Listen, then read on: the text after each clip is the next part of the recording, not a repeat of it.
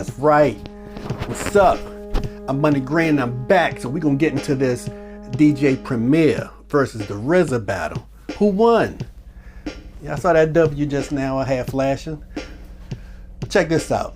Before we get started on that battle, let's take it back to Scott Storch versus Mannie Fresh. They battled last week. So it was kind of wild because they were battling for real. I mean, it was some egos going at it in here. And it was sort of lopsided. I think Scott Storch really got into him maybe 15-5 or something like that. Because the rules is 20 beats. Each person gets 20 beats. One person goes, next person goes. One person goes, next person goes. I think it was something like 15-5, something like that. Now, here's the catch. Scott Storch brought in a little bit of R&B and he included some beats that other people got production for. You know what I'm saying? So some of the beats that Dr. Dre did, Scott Storch helped out in one way or another. Mailman helped out in one way or another. So if Dr. Dre were to battle somebody, he would use these songs. These would be Dr. Dre beats. But Scott Storch helped out in some facet. So he brought those beats over to his battle with Mannie Fresh. So that made things kind of lopsided, and Mannie didn't like that. Mannie wasn't too happy about that. So Mannie was like, yeah, cool. Yeah, yeah, he won, whatever. But that was lopsided. He wasn't supposed to have all that extra stuff. Those really weren't his, because I could have brought some stuff that I helped out on, but I ain't get, credit for as a real producer, because I wasn't. One song is, I think Mannie Fresh did, he did the drum pattern for, one of the beats by the Clips. Either is What Happened to That Boy, or what's the other one? Oh, I can't remember the other one, but the other's my favorite. I don't know why I can't think of it right now. But Grinding. Oh man, that beat was banging. So Mannie Fresh did one of those drum patterns. But he ain't bring that to this because he said, I'm not a producer of that. So these are just beats that I produce. So now let's get back to DJ Premier versus the Wu-Tang Clan. RZA. So there's two ways I look at it. All right. Number one, they keep saying it's a beat competition. Who produced the best beat?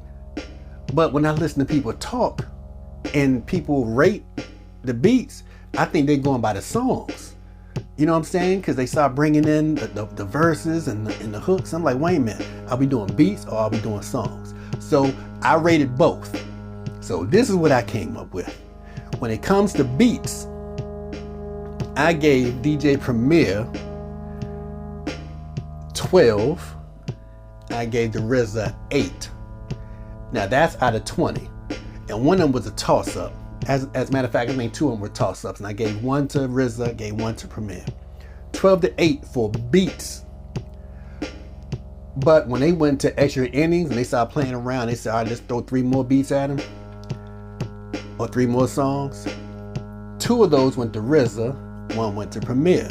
So that made it come out to what? 13-10. All right, that's cool. DJ Premier, 13-10 over the RZA. But if you do songs, because some of them songs like ODB, Old Dirty Bastard, ooh baby I like you raw, that beat wasn't killing like that. Come on now. But when you're doing the hook and the chorus and make everybody laugh and all that kind of stuff, that it adds an entirely different light to it. So when it comes to songs, I gave it out of the 20, I had it a little closer. I had it about 11-9. So that's what I came up with. 11-9. 11 for DJ Premier, 9 for the RZA. This video is brought to you by Rap Snacks. That's right. And these are Boosie's Louisiana Heat. However, I'm gonna tell you what's so dope about this and what's totally different from Scott Storch I keep getting Scott's name and stuff. Scott Storch and Mannie Fresh. the RZA and DJ Premier are not only real hip hoppers, but they're big time fans of each other and they're big fans of the music. So there's a major respect for it, and we're talking decades of respect. So you know what's more fun than a battle was hearing them compliment one another, listening to them tell stories of where the songs came from, and then them telling stories about the other person's song, where they were when they heard it, or how they first came across it, how they used to smoke to it, how they used to blast it when they were on their way to the clubs or whatever. And then I guess the way they complimented each other's beats, like they would break down certain elements of the beats and they would say this part right here and how you do that, and when you did it I was like, dang, how did he do that? So that was a bomb. So that was more fun than the battle. DJ Premier and the RZA, they left a couple of songs off. They didn't bring some of their best to the top 20. That's number one. And I think Premier was kind of, you know, like didn't want to go too far ahead of the RZA. So there were times when RZA played a song that was like, okay, that's cool. And Premier could have came back with something real hard that would have easily let him win that round. But he didn't. He came back with something kind of mellow or whatever. He didn't hit him hard. So then it got to a point toward the end where they, you know, they started doing some hard. So here's some little sprinkles of hard things here and there. But they didn't do Cream early. They didn't do, Premier didn't do Mass Appeal. So there are a whole bunch of songs they left out. And No Group Home was played by DJ Premier. I'm going to tell you the sleeper. A song I forgot the RZA did. And it caught me off guard. I'm like, man, it took me back to when I was a young, you know, way back when you little.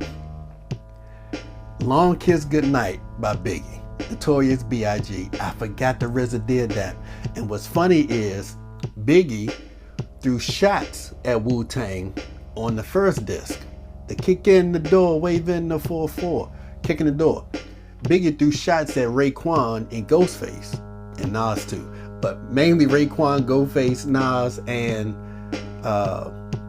J. Rue the Damager. Biggie threw shots at them. He was just busting off shots at him, direct shots.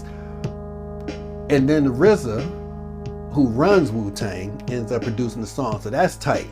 And that's hip hop right there. They didn't let things get too serious because they could have got real serious. But I think Nas kept a lot of that stuff down. But big ups to the RZA. Big ups to DJ Premier. DJ Premier, there were some songs that he could have played. I'm like, oh my God, he leaving all this off the table. RZA got that ice cream in there. Oh man, that Raekwon ice cream. Wu-Tang's in the cut for real, homie. What? It's the after party and just went up. Oh, that's my junk right there.